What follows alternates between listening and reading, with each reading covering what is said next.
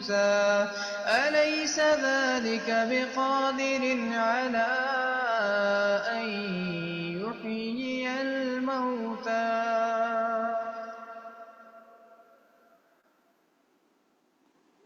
أعوذ بالله من الشيطان الرجيم بسم الله الرحمن الرحيم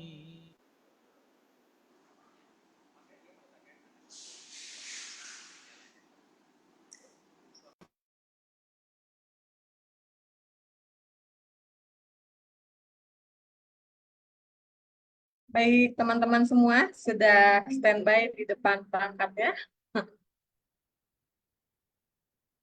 Ada yang sudah siap on time di depan layar? Atau masih ada keperluan yang lain? Yang tidak berkendala sinyal, silakan di-on-kan kameranya terlebih dahulu ya, teman-teman.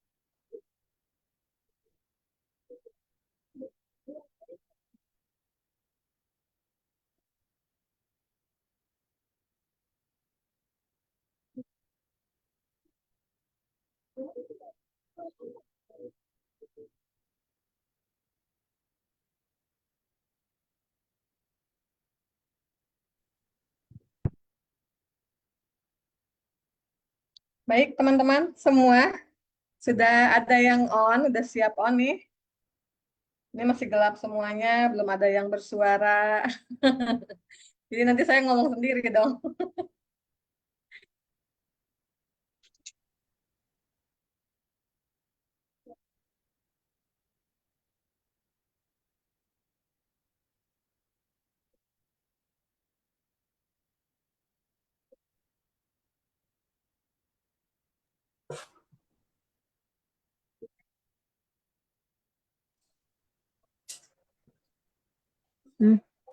Itu.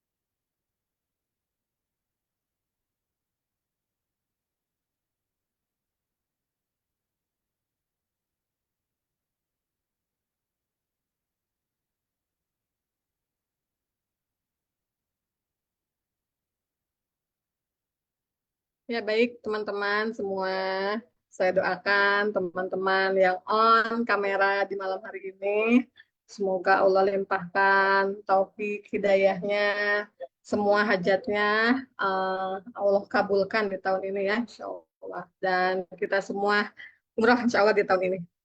Baik, teman-teman semua, terima kasih Bu Widya sudah on kamera dan semoga teman-teman yang lain bisa bersegera menyusul ya, on-kan videonya agar nanti kita bisa aktifnya lebih enak ya teman-teman. Kalau off semua, mic-nya off juga semua, saya bingung juga ngobrol sama siapa ini nanti. Insya Allah. Baik, Alhamdulillah. Bismillahirrahmanirrahim. Assalamualaikum warahmatullahi wabarakatuh. Alhamdulillahirrahmanirrahim. Alhamdulillahirrahmanirrahim. Alhamdulillah Allah izinkan, Allah pertemukan kita di workshop menggapai salat khusyuk di pertemuan ke-19. Selawat serta salam, marilah selalu kita curahkan kepada junjungan kita Nabi Muhammad SAW. Rabbi sholli sadri wa yassirli amri wa hlul min lisani yafqahu qawli. Rabbi zidni ilman warzuqni fahman bi rahmatika ya arhamar rahimin. Baik teman-teman semua, untuk keberkahan kita ya workshop di malam hari ini, kita buka bersama-sama dengan membaca surat Al-Fatihah bersama-sama. Bismillahirrahmanirrahim.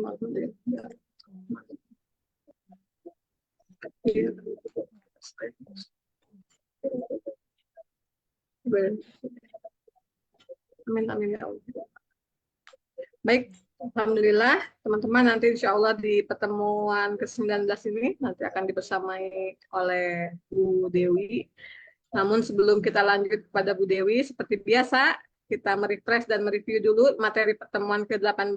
Saya persilahkan kepada teman-teman yang off kamera juga silahkan ya, jika berkendala mungkin ya, tapi ingin mereview, merefresh kembali materi di pertemuan ke-18 kemarin, saya persilahkan juga. Jadi tidak harus yang on kamera yang reviewnya, yang off kamera juga boleh ya, di sharing hasil teman-teman mencatat di hari kemarinnya.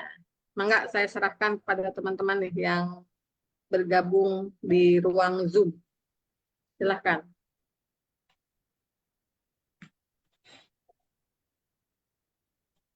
Maaf, kemarin saya belum nyimak yang kemarin.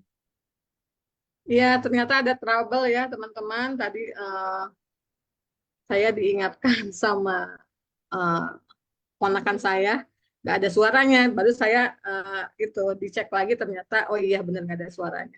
Jadi saya share ulang tadi sore, di up kembali ke YouTube. Insya Allah yang kedua sudah ada suaranya. Baik, saya persilahkan pada teman-teman. Bu Dila, Bu Nusi, Bayona, Bu Wati, Bu Dede. Mangga teman-teman. Jangan diborong sama Bu Atik lagi nih reviewnya. Bu Atik kita samaan kerudungnya ya, Masya Allah. Sehati, merah hati jadi sehati, sehate. Ya Bu Nusi ini Bu Nusi nih. Tapi cuma sedikit teh, nggak apa-apa ya. Gak apa-apa. Ya, Assalamualaikum warahmatullahi wabarakatuh. Saya coba mau Waalaikumsalam. review ya sedikit ya teh. Kemarin Bu Dewi bilang arti bi itu atas nama Allah. Alhamdulillah segala puji. Eh, Kepada kekasihnya kita bisa memberikan sebuah pujian. Allah Robil Alamin. Arti Rob itu ada 4, eh, yaitu sebagai pencipta, pemilik, pengatur, sama pemelihara. Kalau pengatur itu sebenarnya nggak untuk Allah aja, tapi sebagai yang diciptakannya juga ada punya sifat pengatur. Eh, Apa namanya? Tapi bila disematkannya kepada makhluknya yang tetap tidak memiliki 4 makna tadi, hanya cuman punya satu sifat aja. Untuk mencapai hal tersebut, maka apa apa ya tadi kok bilang itu cuma punya satu sifat aja sebagai pengatur untuk yang menjadi makhluknya gitu. Hak tunggal kalau Allah itu mempunyai hak tunggal, yaitu yang punya empat sifat itu. Sementara itu dulu sih teh.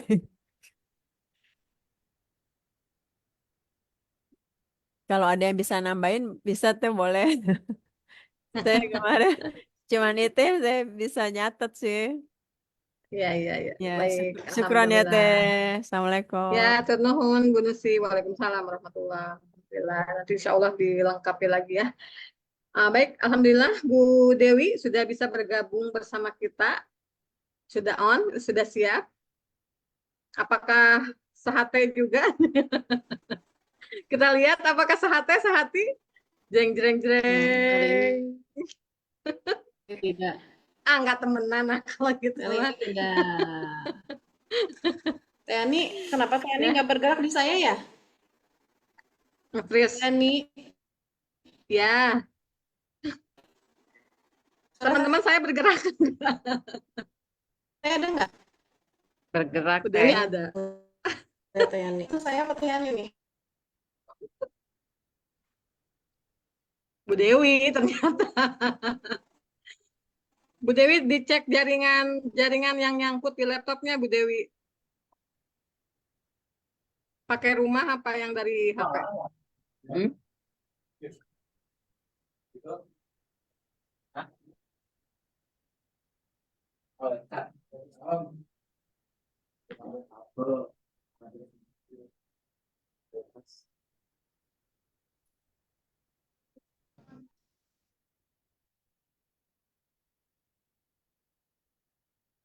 Orang dari tadi saya gerak-gerak.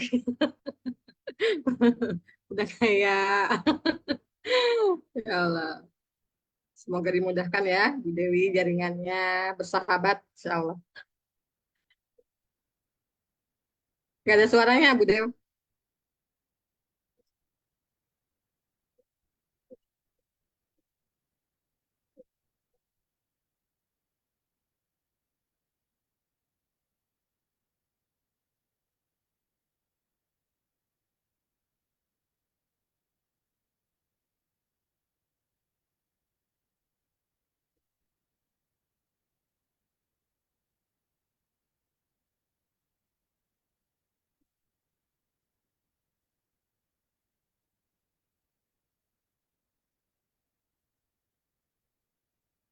Mohon ditunggu ya teman-teman ya.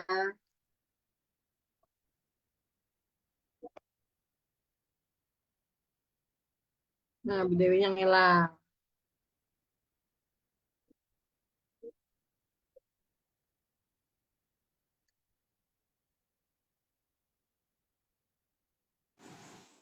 Nah, welcome Bu Dewi.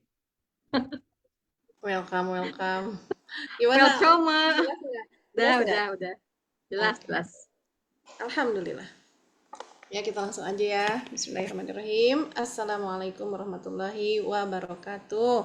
Waalaikumsalam warahmatullahi wabarakatuh. Wabarakatuh. Insyaallah, alhamdulillah sebentar lagi. Ya, nggak alhamdulillah sih ya. Ya semua alhamdulillah walaupun sedih ya. Sebentar lagi Ramadan berlalu. Masya Allah ya subhanallah la haula wala quwwata illa billah. Semoga Allah limpahkan ya semua bentuk kasih sayangnya kepada kita, entah itu ampunan, kebarokahan ya, anugerah yang luar biasa mudah-mudahan, amin ya rabbal alamin. Dan kita setelah Ramadan ini betul-betul mendapat gelar hamba Allah yang bertakwa ya, amin ya rabbal alamin. Lanjut ya teman-teman, langsung kita ke ayat berikutnya ya. Kita sedang bahas bagaimana khusyuk bacaan. Intinya ya ketika kita membaca kita lakukan dengan tenang, kita mengerti artinya, kemudian menanamkan, menghayati maknanya ya. Kemarin sudah sampai di alhamdulillah ya. Jadi ingat ya, kuncinya adalah supaya kita khusyuk gimana, pikirkan, rasakan, sampaikan dengan ekspresi, lalu nanti kita buktikan, ya buktikan di luar salat apa yang sudah kita sampaikan tadi. Jadi jangan sampai apa yang kita sampaikan kepada Allah ketika salat itu adalah bohong, ya. Ketika kita mengucapkan hamdalah ya kepada Allah, syukur kepada Allah, maka di luar salat kita sendiri hamba Allah yang pandai bersyukur, nggak ada lagi ngeluh-ngeluh, ya. Senantiasa melihat sesuatu dari sisi yang positif. Nah, itu realisasi dari kita itu bersyukur kepada Allah. Termasuk apa realisasi berikutnya, yaitu kita gunakan segala hal yang sudah diberikan tadi, ya, untuk beribadah kepada Allah, ya. Kita bersyukur atas tubuh kita, pakai tubuh itu untuk ibadah. Kita bersyukur masih dikasih waktu, pakai waktunya untuk ibadah. Bersyukur dikasih saudara-saudara, teman-teman sekeliling kita, ya, anak, suami, mertua, semua itu adalah Allah hadirkan mereka agar kita itu bisa beribadah dengan berinteraksi dengan mereka, ya, beribadah dengan cara interaksi yang sesuai dengan maunya Allah, ya. Ketika kita berhadapan dengan orang tua, jadilah kita anak yang berbakti. Berhadapan dengan anak, jadilah kita orang tua yang solihah, ya. Berhadapan dengan teman, jadilah sahabat dalam ketaatan.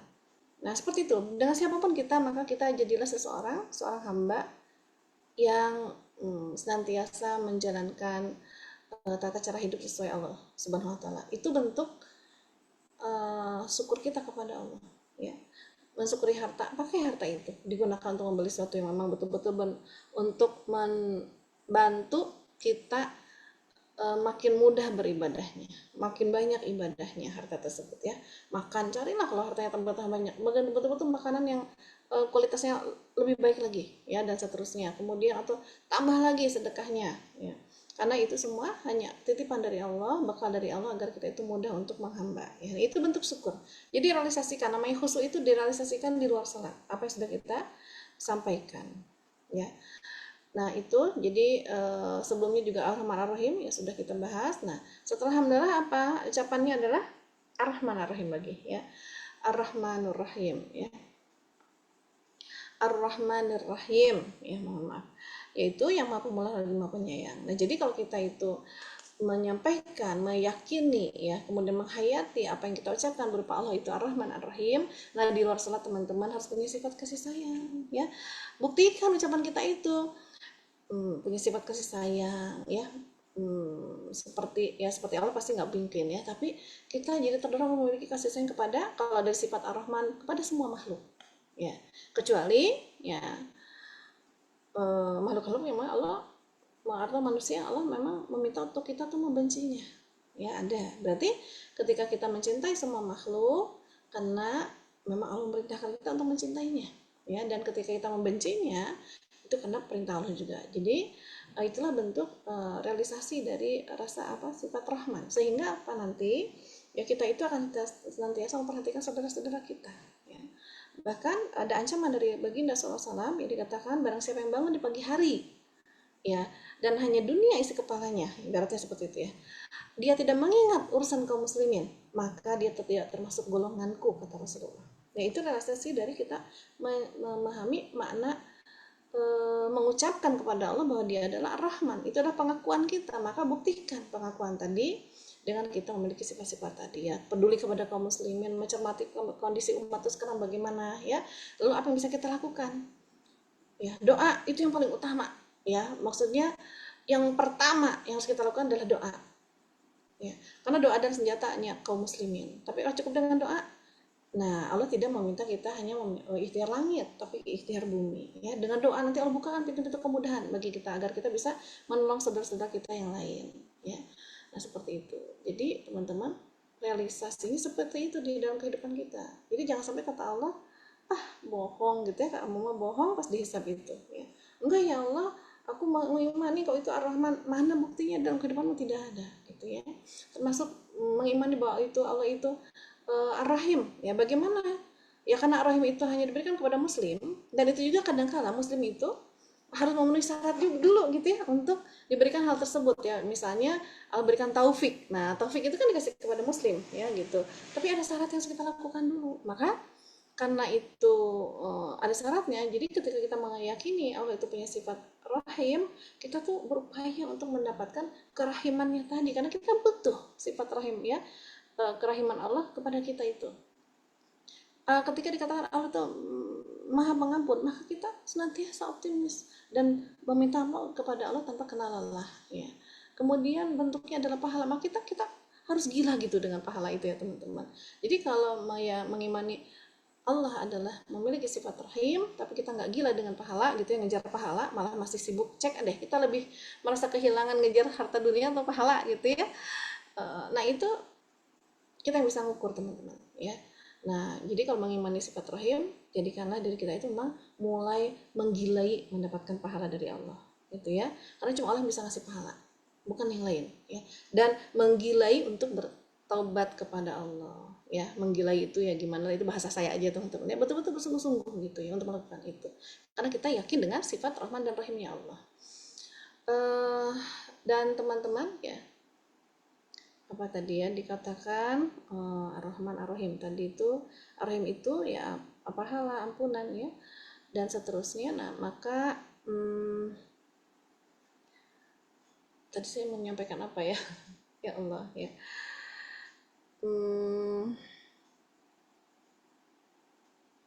Oh iya, untuk masalah pahala ya teman-teman, maka kita karena waktu hidup kita itu sedikit ya teman-teman, waktu hidup kita itu juga nggak panjang, maksudnya sedikit itu tidak panjang seperti panjangnya usia umat-umat terdahulu ya.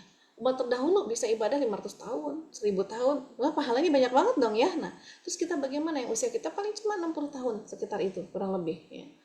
Nah tapi masya Allahnya ya, Allah itu maha baik ya. Sifat rahimnya Allah tuh ini termasuk salah satu sifat rahimnya Allah, yaitu dimana Allah itu memberikan pahala-pahala yang bisa menyamai ya, amalan yang pahalanya itu bisa menyamai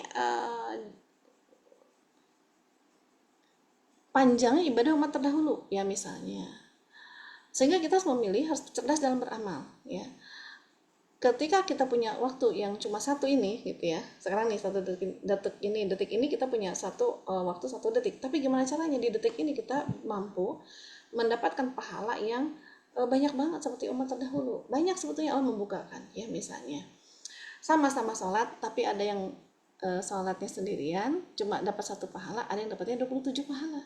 Coba bayangin teman-teman, 1 pahala tuh bayangin 1 triliun misalnya ya. Dan kita itu tidak membatasi itu, satu pahala itu lebih dari itu ya. Tapi mungkin kita untuk bisa menggambarkan sesuatu yang besar itu ya, taruhlah triliun.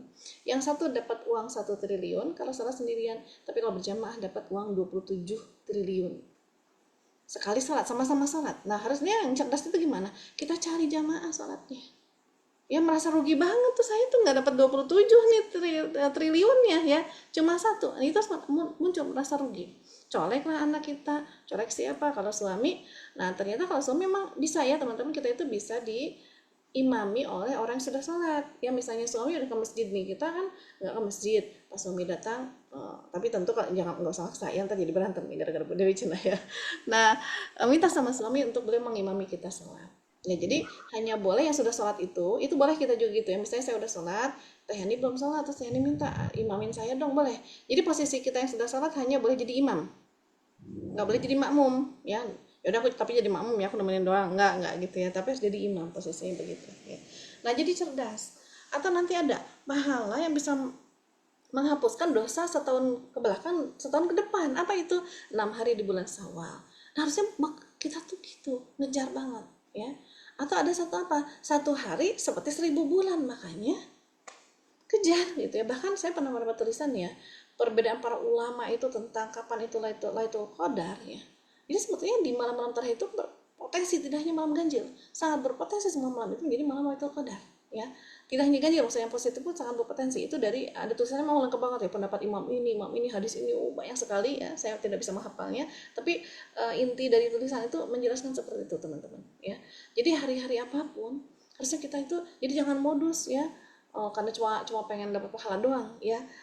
Kalau malam ganjil doang penuhnya masjid itu ya. Nah kalau nggak ganjil dia di rumah aja.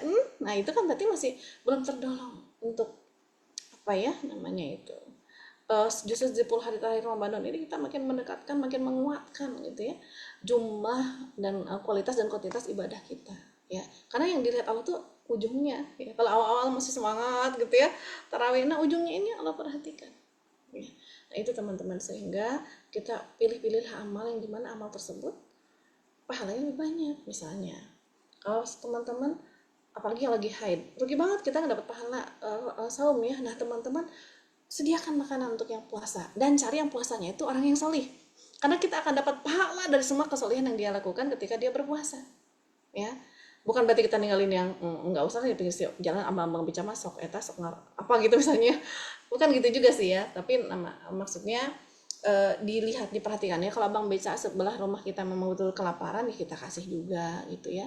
Nah cari yang dia tuh selama sepanjang dia saum dia melakukan banyak sekali amalan ya. Mungkin ke panti tahfiz gitu ya, pondok tahfiz ya. Nah itu mereka bisa dari pagi sampai itu aktivitasnya kan gitu. Atau nanti ya misalnya kalau kita sedekah ya, kita cari sedekah yang kira-kira manfaatnya itu habis Ramadan ini juga berlalu masih terus aja ngalir pahalanya, yaitu apa? Sedekah jariah yang kaitannya biasanya dengan dakwah teman-teman ya. Di masjid-masjid kan dipakai untuk dakwah untuk macam-macam ya. Nah, sedekah di situ ya, jadi nanti kita itu akan dapat pahala dari orang yang tercerahkan oleh dakwah tadi ya.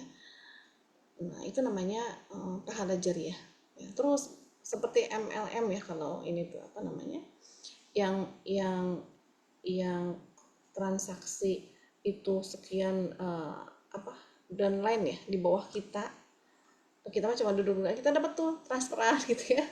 Nah pahala itu seperti itu ya, yang beramal siapa, tapi karena amalnya itu kita yang menasihati awalnya gitu ya, dan itu terus dia nasihatin saya, misalnya nasihatin Teh Hani melakukan, saya dapat pahala dari Teh Hani ya, dapat transferan tuh asal malu transfer ke saya akibat amalnya Teh Hani. Terus Teh Hani nyampain kepada 10 orang lagi apa yang saya sampaikan, maka saya dapat juga dari 10 orang. Kalau 10 orang tadi itu melakukan apa yang disampaikan Teh Hani tadi, dan Teh Hani juga dapat dari 10 orang tadi, terus yang 10 orang nyampain lagi ke 100 orang. Wah itu luar biasa ya, itu pahala jariah. Nah jadi kalau cerdas supaya saldonya itu masuk terus gitu, saldo pahala itu masuk terus di catatan kita ya teman-teman. Ya cerdas beramal ya, silahkan pilih cari ya, termasuk amal-amal yang besar itu kalau teman-teman punya bukan punya kesempatan ya, minta sama Allah dikasih izin ya, dipilih Allah untuk bisa kita sholat di Masjidil Haram, Masjidil Aqsa ya, termasuk di Masjid Nabawi, itu pahala yang luar biasa, pahala 1000 kali sholat ya, pahala 10.000 kalau nggak salah ada juga ya. Nah itulah banyak ya. Nah teman-teman jadi sok manfaatin ya, apalagi ibadah-ibadah lainnya ya, silahkan lebih cerdas lagi kita itu dalam memilih aktivitas amal-amal yang mendatangkan pahala, karena kita meyakini sifat rahimnya Allah Subhanahu Wa Taala ya. Praktekin tuh di luar sholat ya teman-teman. Lalu apa? Sekarang Maliki Yaumiddin ya. Maliki itu apa? Al-Malik ya, ini salah satu sifat Allah ya di Asmaul Husna, yaitu Maharaja ya, yang menguasai, penguasa lah gitu ya. Kalau di bahasa terjemah itu kan penguasa. Penguasa apa? Yaumiddin ya, yaitu hari pembalasan ya. Nah tapi kita bahas Al-Malik dulu. Apa sih maksudnya Al-Malik ya? Kalau kadang-kala diterjemahkan sebagai Maharaja ya, tapi ya atau Al-Malik, maha merajai. Merajai berarti kalau raja dengan merajai tentu beda ya. Merajai itu menunjukkan kekuasaan ya, berkuasa atas segala sesuatu, baik dalam hal berkuasa untuk segala hal ya, berkuasa mengatur. Kemarin kita bahas tentang Rob ya, Allah juga berkuasa mengurus, Allah berkuasa untuk kayak sekarang teman-teman bayangin ya, ada penguasa di sebuah negeri gitu ya, di banyak negeri, salah satunya namanya negeri itu negeri Konoha gitu ya. Saya tuh nggak tinggal di situ sih ya. Namanya penguasa tuh ya. Ayolah mau ketuanya. Tetep kok gan. Itu sok nyana kan. Ini susah, memang susah di mute. Nggak bisa di mute. Anu katong gede. Keluarkan dulu atau gimana? Teh Delis bisa dilakukan. Udah. Ya, nah. Mengabdi. Jadi sampai mana tadi? Ya, penguasa di negeri Konoha misalnya ya. Penguasa, dia berkuasa ya, itu Jadi berkuasa, jadi kalau namanya raja biasanya gini, menguasai apa? Menguasai wilayah itu namanya raja. Kemudian raja itu menguasai rakyatnya juga. Dan yang namanya penguasa dia berkuasa ya. Mau bikin aturan kayak apa? Mau harta-harta yang ada di dalam negeri itu mau diapain gitu ya, di dalam kerajaan itu mau diapain, itu terserah aja ya. Termasuk dia terserah aja dia mau bikin undang-undang apa. Dia berkuasa untuk membuat undang-undang yang mengikat rakyatnya. Dia mau, kalau kita pernah lihat film kerajaan ya, mau minta upeti ya terserah juga. Kalau dia rajanya gitu ya, karena dia berkuasa, penguasa. Nah, bagaimana Allah Subhanahu wa taala? Nah, teman-teman. Jadi kalau biar kerasa kemahaannya gitu ya. Maharaja gitu. Yaitu kalau raja di dunia terbatas banget kekuasaan wilayahnya. Tapi Allah dari ujung timur, dan timur tuh nggak ada ujungnya. Timur sampai barat gitu ya. Itu semuanya adalah yang menguasai Allah Subhanahu wa taala. Kemudian apa? Kalau seorang raja di dunia, dia hanya bisa menguasai rakyat di dalam kerajaannya saja, tapi Allah Subhanahu wa taala menguasai semua makhluk yang ada di dalam kerajaan alam semesta ini, gitu ya. Dia. Kemudian kadangkala dalam sebuah di negeri Konoha gitu ya, namanya penguasa ternyata dia masih didikte oleh orang lain gitu ya. Kadang raja didikte seperti Firaun, ternyata Firaun juga didikte sama menterinya. Siapa namanya menterinya Firaun tuh? Hammam siapa? Itulah ya namanya lupa. Nah, dia ternyata disetirnya oleh itu ya. Ada pembisiknya. Nah, tapi Allah Subhanahu wa taala enggak disetir oleh siapapun. Jadi pokoknya raja di dunia tuh segala sesuatunya terbatas ya. Dia juga bisa jadi raja, berkuasa karena ditolong sama bala pasukan ya. Dia punya dayang-dayang, dia punya macam-macamnya. Kalau dia juga punya pasukan yang bisa diperintah. Jadi nggak bisa dia berdiri sendiri. Tapi Allah Subhanahu wa taala Maharaja itu apa? Dia berdiri sendiri. Ya. Masya Allah ya. Allah tuh berdiri sendiri, nggak butuh yang lain. Makanya dari nama Allahnya saja ya teman-teman, nama Allah itu para ulama berbeda pendapat. Itu dari akar kata apa nama Allah itu ya? Apakah dari kata ilah, apakah dari kata apa? Ya beberapa pendapat. Seperti misalnya berlari, kan dari kata lari ya, akar kata lari, sehingga berlari itu sebuah aktivitas. Nah, nama Allah itu dari akar kata apa? Nah, kalau saya mengambil pendapat nama Allah itu tidak ada akar katanya, karena Allah itu berdiri sendiri, bahkan namanya saja berdiri sendiri, nggak membutuhkan yang lain gitu ya. Nah itu jadi Maharaja tidak butuh yang lain, dia berdiri sendiri ya. Kemudian raja di dunia itu bisa membuat undang-undang, peraturan ya di dalam kerajaannya. Apalagi Allah Subhanahu wa taala. Allah membuat peraturan-peraturan yang kita sebut sebagai, ada yang disebut sebagai sunatullah, itu kan peraturan yang Allah buat. Ya, kita nggak bisa menolak sunatullah ya. Sunatullahnya kita berdiri dengan kaki. Sunatullahnya burung itu terbang. Sunatullahnya angin itu ya begini rasa angin itu ya. Sunatullahnya itu sunatullah semua yang ada di alam ini adalah sunatullah, undang-undang yang Allah buat. Nah, termasuk salah satu undang-undang yang Allah buat itu apa? Kita udah bahas ya di awal pertemuan, yaitu Allah turunkan Al-Quran dan As-Sunnah untuk kalau kita ya umatnya Nabi Muhammad SAW. Intinya Allah utus para nabi dan rasul untuk menyampaikan aturan-aturan Allah di dunia ya. Kalau kalian tuh mau hidup di dunia nih aturannya, agar apa? Rahmatan lil alamin ya. Jadi aturan Allah itu tentu sesuai untuk siapa? Untuk semua makhluknya yang ada di dunia. Karena Allah itu pencipta binatang Allah, pencipta alam juga Allah, pencipta manusia Allah. Manusia juga banyak ya. Ada manusia yang itu beriman atau tidak. Penciptanya Allah juga yang tidak beriman ya. Sama-sama manusia gitu ya. Orang yang fasik, munafik, zalim, itu juga yang menciptakan itu manusianya ya Allah gitu ya. Sehingga kalau Allah membuat hukum, karena dia adalah Maharaja ya, tentu adalah hukum yang adil, cocok untuk semuanya. Jadi jadi teman-teman, syariat Islam itu bukan hanya cocok diterapkan untuk orang Islam saja, tapi untuk semua manusia. Ya, syariat Islam. Yang hanya karena banyak dalam hukum Islam itu urusan teknis sebetulnya. Maksudnya teknis itu interaksi kita dengan manusia lainnya. Tapi kalau untuk urusan yang berhubungan kita dengan Allah, ya memang hukum syariatnya itu mengikat hanya untuk yang muslim saja. Tapi ya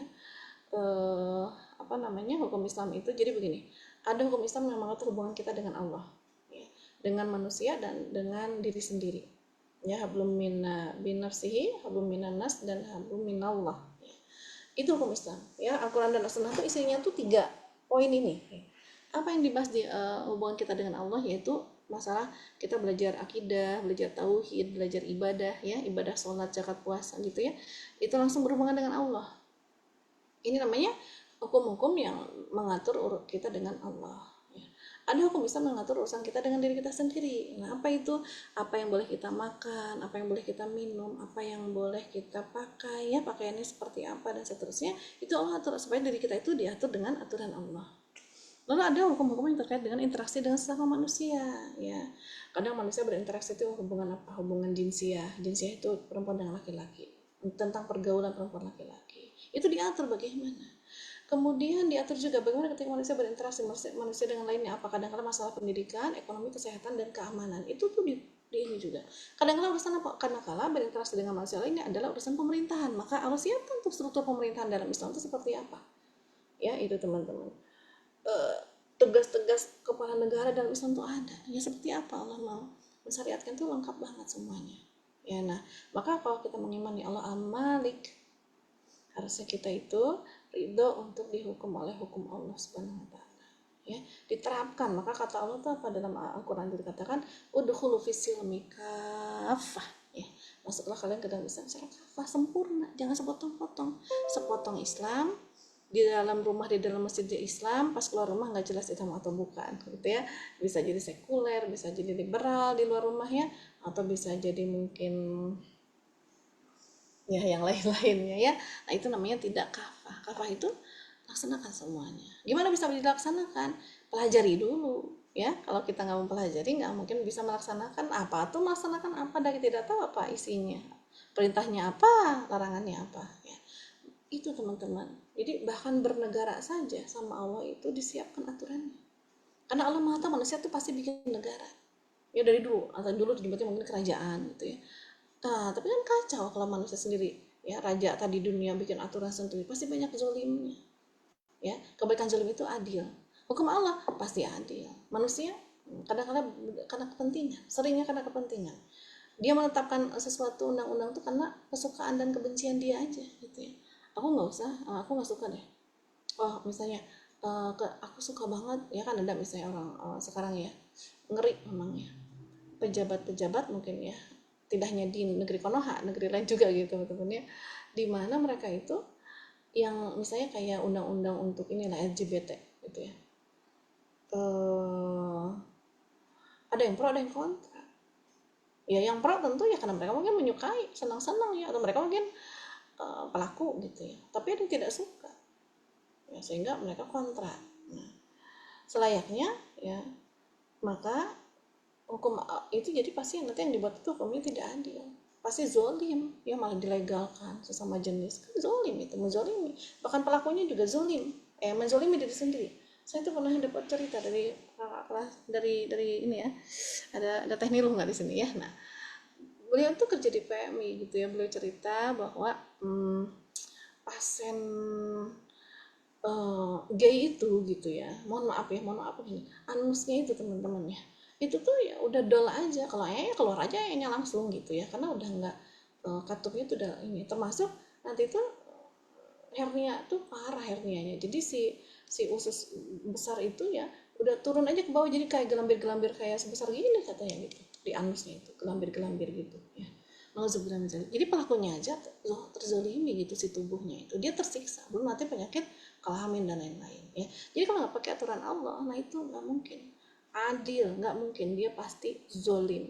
Nah, maka kalau kita mengatakan Malik Yaumidin tapi kita nggak mau pakai hukum Allah, kita tidak bersegera mempelajari hukum Allah, berarti bohong mengatakan Allah Al-Maliknya itu ya. Nah, itu dikatakan seperti itu karena dalam Al-Baqarah ya dikatakan innalladzina kafaru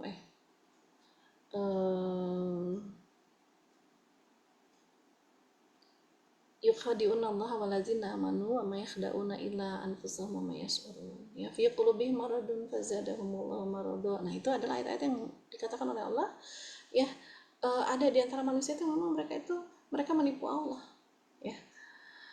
Nah, mereka merasa, ya mereka sadar nggak sadar mereka menipu Allah. Ya Allah, Engkau Malik, ternyata di luar salat tunggal gitu ya. Ya Allah, la ilaha illallah, ternyata di luar salat masih mengilahkan selain Allah. Ya kan berarti bohong, menipu, berbohong ya. Nah, kita banyak beristighfar kepada Allah dan terus kita berupaya meluruskan ya.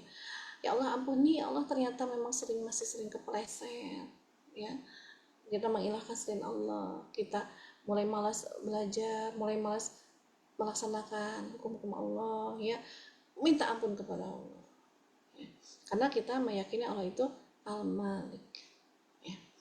Lalu apa? Nah, ini dikaitkan dengan tidak hanya Al-Malik saja. Kalau tadi kan Al-Malik yang saya jelaskan secara umum ya teman-teman. Tapi Al-Malik di sini di ayat ini dikaitkan dengan Yaumiddin ya. Dialah, berarti Allah itu apa rajanya? Allah itu ternyata merajai masa lampau, masa sekarang, dan masa depan ya. Nah, itu luar biasa. Itu kemahaannya itu seperti itu teman-teman. Yang maha raja itu maksudnya begitu. Jadi kalau ada orang sekarang merasa jadi raja itu sombong ya, dia lupa di atas langit ada langit lagi ya, dan di atas langit ada Allah Subhanahu wa taala. Lupa mereka itu kayak gitu, sombong makanya ya. Ya teman-teman, semoga kita juga nggak termasuk yang sombong itu ya teman-teman. Nggak usah nunjuk lain lah ya, nunjuk kita diri sendiri aja. Bagaimana apa yang kita menerapkan hukum Allah itu gimana dalam kehidupan kita sendiri, dalam kehidupan kita berkeluarga. Coba cek teman-teman sudah berkeluarga, sebagai istri, sebagai ibu, pakai hukum apa ke pengaturan rumah tangga itu? Apakah benar pakai hukum Allah atau tidak? Kalau kita mengimani Allah Al-Malik ya, kita harusnya bersegera untuk menjalankan semua urusan kehidupan kita sesuai dengan hukum Allah. Bersegera itu gimana? Segera pelajari, segera terapkan, habis tahu sami'na wa ata'na ya, saya dengar dan saya laksanakan.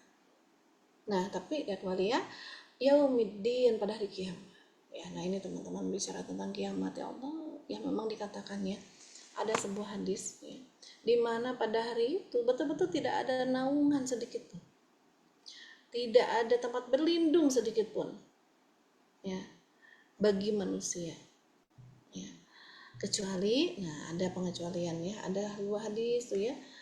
Hadis ada tuh dari Abu Hurairah radhiyallahu an ya, dari Nabi Shallallahu Alaihi Wasallam ya, beliau Shallallahu Alaihi Wasallam bersabda. Jadi Rasulullah bersabda kepada Abu Hurairah, 7 golongan yang dinaungi Allah dalam naungannya ya, jadi dilindungi Allah dalam perlindungannya, dinaungi Allah dalam naungannya ya teman-teman. Yaitu siapa ya? Pada hari di mana tidak ada naungan kecuali naungannya saja, yaitu hari kiamat ya. Yaitu siapa 7 golongan tadi? Pertama, imam yang adil. Adil di sini apa? Imam itu siapa? Semua imam, termasuk diri kita itu kan adalah imam buat diri kita sendiri teman-teman ya. Imam yang adil gimana tadi? Adil itu adalah ketika dia melaksanakan hukum Allah, karena hanya hukum Allah yang adil. Kebalikannya adil adalah zulim. Jadi ketika kita mau memimpin diri kita dengan hukum Allah, kita mau berbicara sesuai hukum Allah, kita mau apa aja ya, aktivitas kita itu sesuai hukum Allah, pakaian juga sesuai hukum Allah ya. Jujur saya sedih gitu ya, ketika kita kemarin sudah bahas ya, bahas apa teman-teman, ilah selain Allah ya, di pertemuan keberapa ya, termasuk pakaian. Kita berpakaian untuk siapa? Untuk cari pandangan makhluk atau pandangan Allah ya. Sedihnya apa? Ya, saya lihat sekarang fenomena ya, banyak yang dimanfaatkan saudari-saudari kita yang baru hijrah, notabene dia itu public figure ya, malah jadi dimanfaatkan untuk apa teknik namanya, teknik di catwalk itu apa namanya, peragaan busana ya, tampil cantik, menawan, jalan walaupun menutup aurat lengkap gitu ya. Tapi ya Allah, saya sedih gitu ya. Mudah-mudahan Allah melindungi kita semua ya teman-teman ya, dan saudara-saudara kita agar on the track. Kita untuk berpakaian untuk siapa? Hijab itu untuk menutup kecantikan. Kalau pakai hijab tambah cantik, bukan itu tujuan berhijab ya gitu teman-teman ya. Nah, itu ya, kita banyak, kalau teman-teman dekat dengan public figure tadi, nasihati ya, sayangi mereka dengan nasihat-nasihat ya. Kembali, jadi imam yang adil, kita imam bagi anak kita ya, tidak hanya suami kita sebagai ibu juga kan jadi contoh. bisa mimpin ya. Yang kita justru teknis sehari-hari itu memimpin anak kita itu ya. Nah, adillah kita ketika mengurus mereka pakai hukum Allah, pakai caranya Allah. Maka harus belajar parenting ala Nabi itu ya, bagaimana Nabi mendidik anak-anak ya, itu terus belajar banget kita itu, sehingga kita mendidik anak dengan caranya Allah, sehingga itulah yang adil. Kalau nggak pakai caranya Allah itu namanya nggak adil ya. Caranya Allah tuh bagaimana? Nggak ada tuh maksa-maksa hafiz Quran sejak kecil ya, dipaksa hafal Quran. Emang wajib? Enggak ya, nggak ada wajib. Jadi merasa udah islami lah dengan mendidik begini, arahin anak bisa baca Quran dan seterusnya, tapi dipaksa, dihukumi padahal dia belum balik coba ya Allah ya. Allah aja tidak mewajibkan hafalan Quran itu, kenapa kita sampai menghukum? Karena banyak saya lihat fenomena orang tua seperti itu ya. Sebetulnya kalau kita kaitkan dengan kemarin ya, makna ilah gitu, ilah itu adalah sesuatu yang dicintai ya. Bahkan dikatakan oleh Imam Syafi'i apa, andai cintamu tulus, kamu tuh pasti mentaatinya. Maka kalau kita mau bikin anak itu taat kepada Allah tanpa disuruh, tanpa diminta, ajari dia itu mencintai Allah, bantu prosesnya untuk mencintai Allah, bukan ngasih tahu untuk mencintai Allah. Cintai Allah nak, itu namanya ngasih tahu ya. Bimbing, gimana cara bimbingnya? Nah, maka kita harus membimbing diri kita dulu ya. Kita harus mencintai Allah dulu, bimbing dengan ma'rifatullah. Nah itu teman-teman ya. Jadi bukan hanya untuk diri kita, tapi untuk anak kita. Lalu golongan kedua siapa? Seorang pemuda yang tumbuh dewasa dalam beribadah kepada Allah. Luar biasa ya. Ibadah itu pemuda itu. Kenapa kok pemuda doang? Berarti kalau orang yang tua senantiasa beribadah nggak termasuk golongan ini. Nggak gitu juga cara nerjemahinnya ya. Karena kalau gini teman-teman, kalau pemuda, di mana pemuda itu sebetulnya masa-masanya apa? Masa-masanya pengen bebas, masa-masanya lagi besar-besarnya energi untuk melakukan apapun ya, pacaran bisa, apa aja bisa gitu ya. Tapi pemuda ini dia memilih dekat dengan Allah. Ibaratnya kalau orang tua udah sepuh, udah kolot, udah lansia gitu ya, ibadah, banyak ibadah wajar, karena memang secara hitungan dunia mah ya udah mau menjelang kematian gitu ya, wajar ya, nggak aneh gitu ya. Tapi kalau ada pemuda, wah itu luar biasa, maka Allah mencintai ya. Tetap mencintai yang tua, ibadah juga tetap mencintai ya, Allah lebih, tapi lebih ya. Seperti misalnya Allah ada dalam hadis lain ya, kalau nggak salah bunyinya begini, Allah itu membenci orang tua yang berzina dan mencintai pemuda yang rajin ibadah tadi gitu. Nah, ada hadis seperti itu kurang lebih ya. Nah, berarti kenapa? Berarti kalau pemuda berzina nggak dibenci Allah gitu ya. Kan tadi laki-laki orang tua yang berzina tidak disukai, tapi laki-laki yang pemuda yang rajin ibadah Allah cintai ya. Nah, tadi karena di usia-usia itu harusnya gitu ya, mungkin godaan berzina macam-macam yang remaja tadi, tapi dia memilih ibadah. Nah, yang tua harusnya ya, kok udah tua gitu tua keladi gitu ya, masih mikir mau berzina gitu, udah tua juga gitu, nggak cukup waktu muda gitu ya, udah menikah macam-macam. Jadi sungguh terlalu banget gitu, udah tua masih zina ya. Tolong ya, jadi dipahami berarti kalau muda boleh zina, enggak ya, nggak gitu teman-teman ya. Insya Allah teman-teman ada ini solihah ya. Insya Allah paham. Nah, kemudian lalu siapa? Seorang yang hatinya bergantung ke masjid, terpaut dengan masjid ya, terpaut, senang datang ke masjid itu, senang, bukan cuma duduk nongkrong sih, tapi ya gitu, datang ke masjid itu karena dia tuh sebenarnya terpautnya dengan Allah, pengen kajian di masjid, pengen ngaji di masjid, pengen diam diri sering-sering di masjid, pengen sholatnya di masjid aja gitu ya. Nah, itu terpaut hatinya selalu dengan masjid, rindu sama masjid. Nah, saya itu dalam hidup saya melihat ada setidaknya dua ya, orang dekat saya, laki-laki gitu ya, begitu hatinya sangat terpaut dengan masjid, itu meninggalnya juga ringan dua-duanya ya. Yang satu uak saya, yang satu almarhum mertua saya, bapak ya. Nah itu ya Allah, sejak awal saya nikah, almarhum mertua itu pasti nasihatnya gini, kalau kamu cari rumah yang dekat sama masjid gitu ya. Pokoknya kalau beliau tuh sampai lagi sakit aja mesti maksain diri ke masjid. Waktu corona pandemi ya, kalau nggak ditahan-tahan sama anak-anak itu sedih beliau tuh kalau nggak bisa ke masjid ya. Luar biasa, masya Allah, meninggalnya itu cepat kok teman-teman ya. Saya perhatikan itu ya, termasuk uak juga. Uak saya itu begitu, meninggalnya itu cuma tengok kanan sebentar terus udah meninggal gitu ya Allah. Karena sampai udah terseret-seret kakinya saja untuk ke masjid itu, pasti ke masjid nggak itu ya. Nah itu luar biasa, Masya Allah ya teman-teman, keutamaan-keutamaannya ya. Kemudian apa, mudah-mudahan kita mulai melatih, kita pilih teman-teman ya, dari 7 golongan ini yang mana atau kita bisa maksimal. Bukan berarti ya udah yang lain mah nggak usah, aku pilih satu aja ya, kita nggak tahu kan yang satu kita pilih itu diterima nggak, kita maksimalkan 7 golongan ini ya, kita lakukan semua. Lalu apa, seorang yang tadi keempat, yaitu 2 orang yang saling mencintai di jalan Allah, keduanya berkumpul karena Allah dan berpisah karena Allah ya. Mudah-mudahan kita termasuk ya. Kita sebelum kelas ini kita itu nggak kenal mungkin teman-teman ya, sebelum ada Zoom kita nggak saling kenal, nggak saling terhubung, dan kita ngumpul di sini mau ngapain? Kita cuma bicarain Allah doang kan ya, bicarain hukum Allah. Saya nggak bicarakan tentang saya, pamerin diri sendiri, teman-teman juga enggak ya. Kalau berbagi di grup juga itu tentang kebesarannya Allah gitu ya.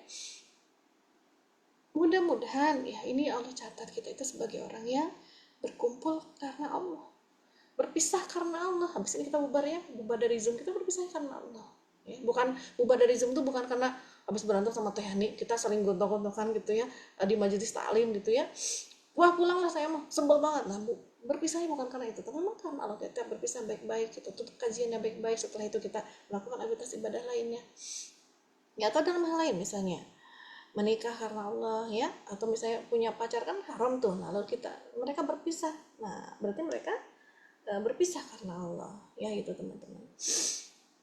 Banyak atau kita bersahabat, nah pasti kan kita bersahabatnya karena Allah, bukan karena mendapat manfaat ya satu dengan lainnya. Dan itu memang luar biasa untuk bisa mengelola hati seperti itu ya. Nah kemudian yang kelima, seorang laki-laki yang diajak berzina oleh wanita yang mempunyai kedudukan lagi cantik ya, punya kedudukan dan juga cantik ya. Lalu ia berkata, sesungguhnya aku takut kepada Allah ya.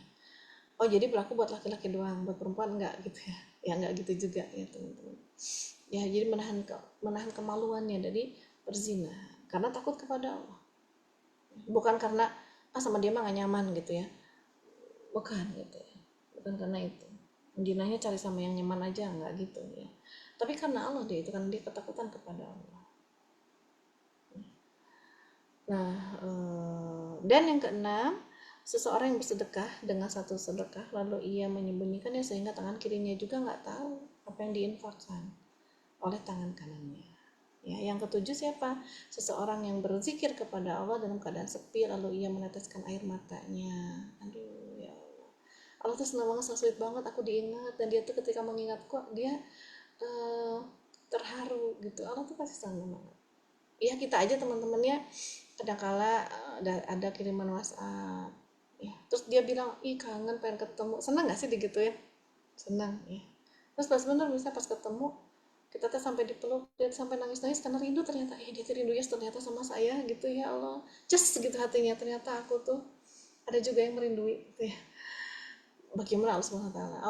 Allah SWT itu dia itu adalah zat yang sangat bersyukur kepada hambanya ya. Kalau hambanya pada bersyukur, Allah lebih ya maha bersyukur kepada hambanya ya. Senang banget kalau hambanya melakukan perbuatan-perbuatan yang baik ya.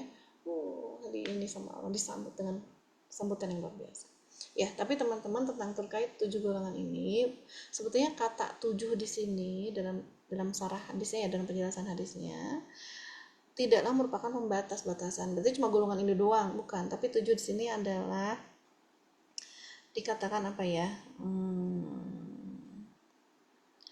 ini disebut sebagai mafhumul adat ghairu murad, yaitu mafhum dari adat atau bilangan itu tidak dimaksudkan, sehingga apabila disebutkan 7 bukan berarti hanya 7 hari saja. Misalnya ya, kita kadang-kala suka bilang gini, bilang apa ya, 7 turunan gitu ya misalnya gitu ya, kan bukan berarti membatasi turun sampai ke turunan ke-7. Misalnya dia mah hartanya 7 turunan, itu kan maksudnya bukan membatasi sampai 7 itu gitu ya, tapi saking banyaknya gitu hartanya ya.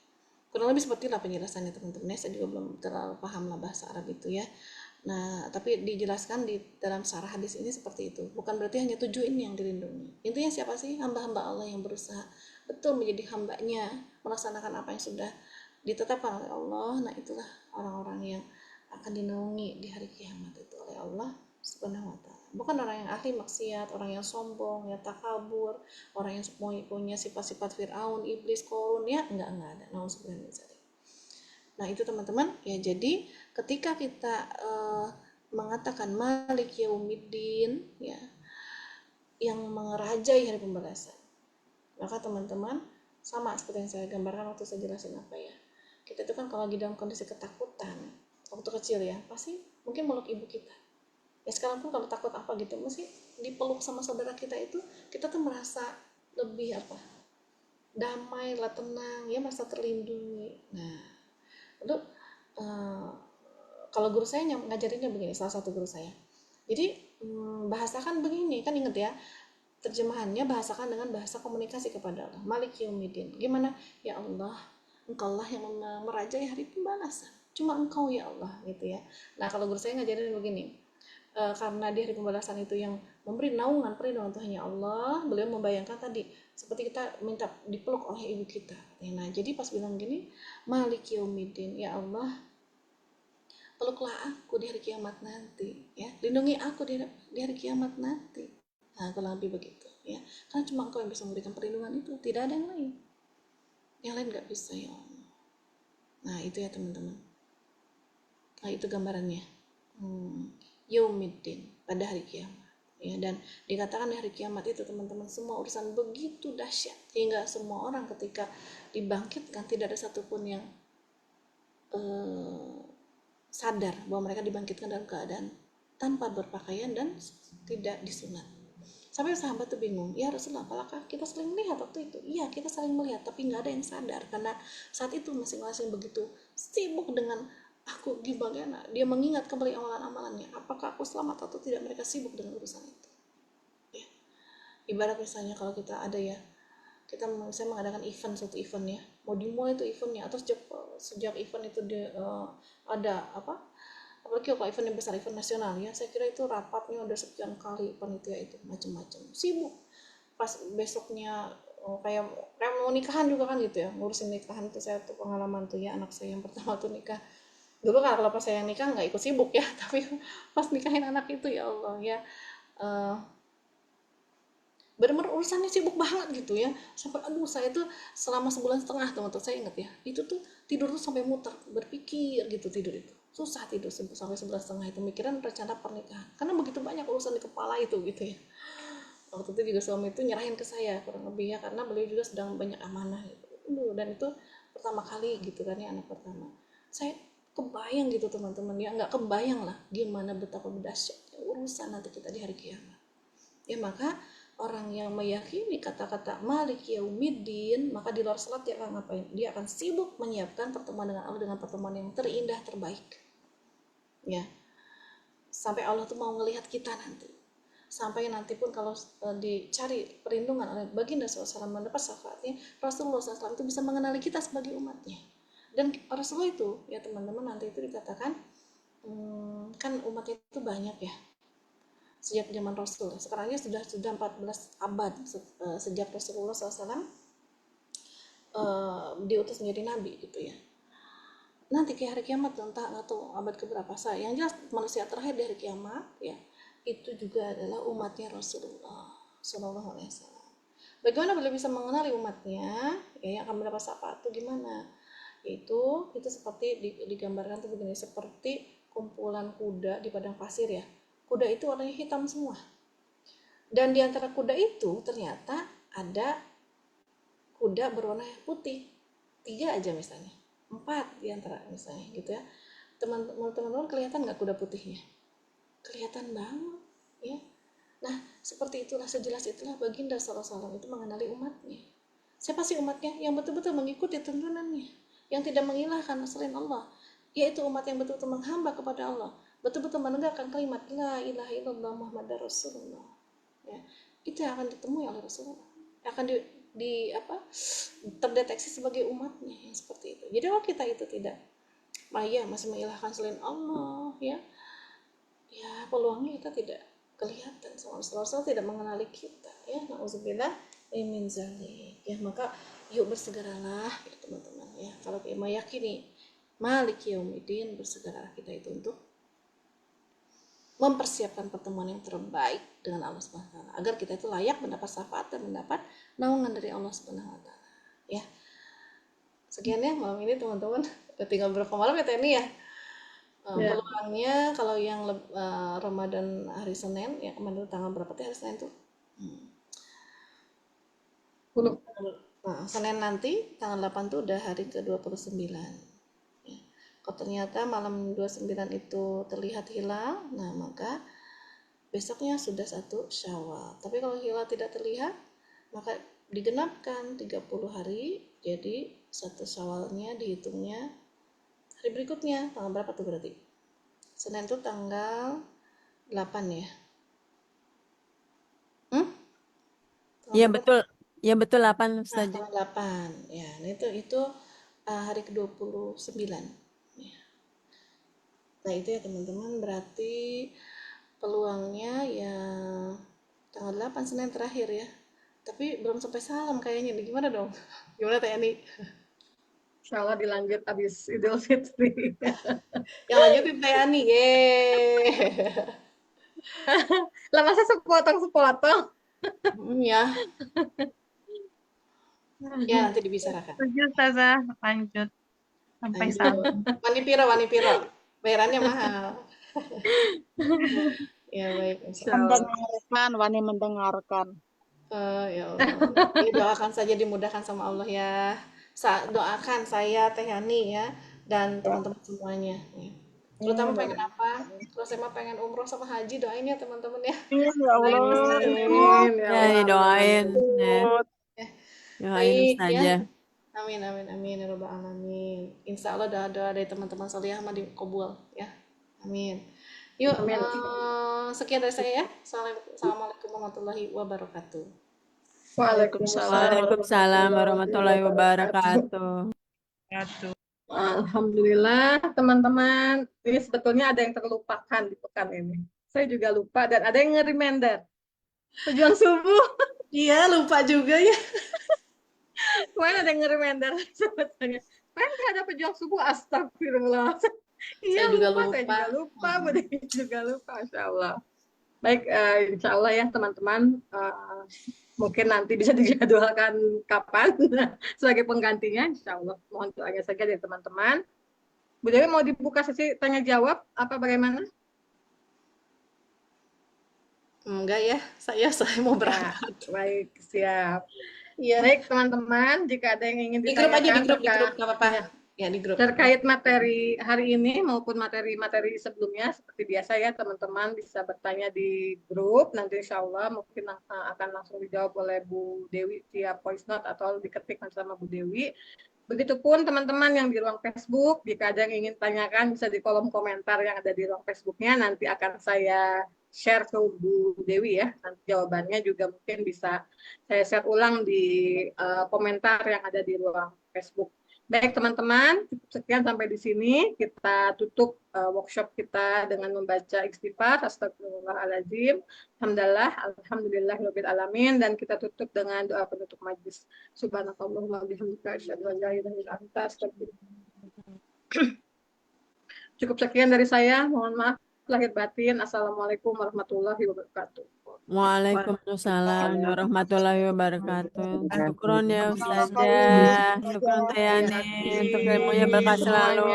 Salam sehat selalu. Amin. Alhamdulillah Ustazah. Saya tutup ya semuanya ya. Ya.